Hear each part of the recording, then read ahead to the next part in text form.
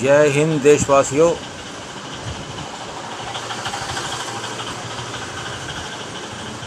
आज जुलाई 2026 की 29वीं तारीख है और सुबह के 8 बजे के आसपास का समय है। आज जिस मुद्दे पर मैं बात करने जा रहा हूँ वो जनतांत्रिक स्वतंत्रताओं के लिए बहुत मायने रखती है।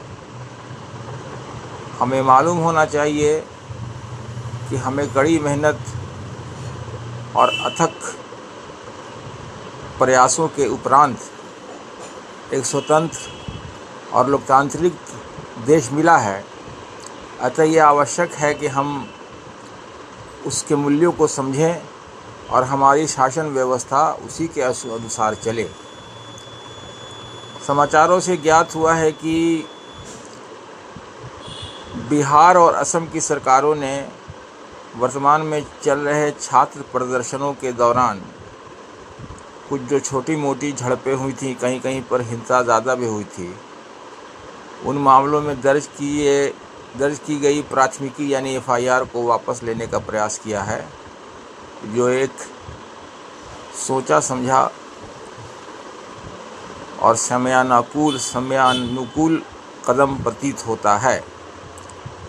ये सही है कि किसी भी सूरत में हिंसा को जायज़ ठहराना सही नहीं हो सकता है, लेकिन चूँकि किसी आक्रोश के कारण जब जन आंदोलन होता है और सरकार के ख़िलाफ़ रोष व्याप्त रहता है, तो ऐसे में अक्सर स्थितियां नियंत्रण से बाहर निकल जाती हैं और परिणाम स्वरूप कुछ ऐसे वारदात सामने आते हैं, कुछ ऐसी स्थिति सामने आती है जो कतई शोभनीय नहीं है, लेकिन फिर भी हो जाती हैं। यहाँ जंतर मंतर पर हुए प्रदर्शन तथा बिहार आसाम में हुए प्रदर्शनों के दौरान भी पुलिस और छात्रों के बीच हिंसक झड़पें हो गईं। छात्रों का कहना है कि उनका कोई कसूर नहीं था। पुलिस का कहना है कि उन्हें लाठीचार्ज करने या हिंसा का सहारा लेने के लिए विवश किया गया।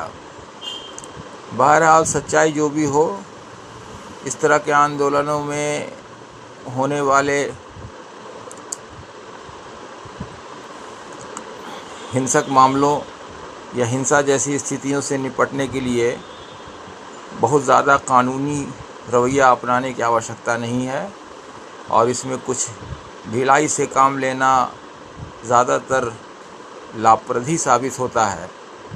हाँ, अगर स्थितियाँ कहीं पर बहुत गंभीर हों या हिंसा के अति गंभीर मामले हों तो वहाँ पर उचित कार्रवाई किया जाना चाहिए। बस देखा ये जाना चाहिए कि उसके लिए कोई प्रोवोकेशन यानी किसी भी तरफ से कोई उकसाने की कार्रवाई नहीं की गई हो, और अगर ऐसा नहीं है तो फिर हिंसा किसी भी तरफ की हो, दोनों को जिम्मेदार ठहराना सही है। लेकिन यहाँ पर प्रतीत हो रहा है कि कोई ऐसी असामान्य घटना नहीं थी।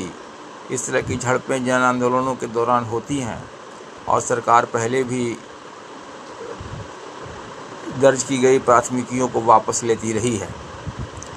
अतः हम उम्मीद करते हैं कि सरकार इस मामले में बदले की कार्रवाई से प्रेरित होने की बजाय संयम से काम लेगी और इस स्थिति को और बिगाड़ने का प्रयास नहीं करेगी।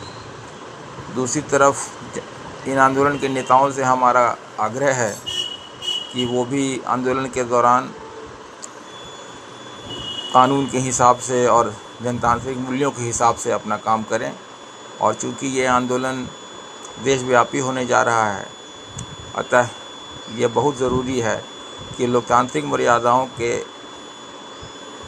अनुरूप और अधीन रहते हुए ये आंदोलन चलाए गए ताकि ज़्यादा से ज़्यादा जन समर्थन प्राप्त हो सके और देश को एक नई दिशा और दशा हासिल हो सके। अतः सभी पक्षों से उम्मीद है कि जो हमारे देश का संविधान है, जो हमारे संवैधानिक मूल्य हैं, उन्हीं के अनुसार कार्य होता रहे और न तो आंदोलनकारियों को जन समर्थन जुटाने से रोका जाए और न ही पुलिस को ऐसे अधिकार दिया जाए जिससे कि ये कानून का उल्लंघन करते हुए आंदोलनकारियों के दमन का मार्ग अपनाएं। उम्मीद है कि दोनों पक्ष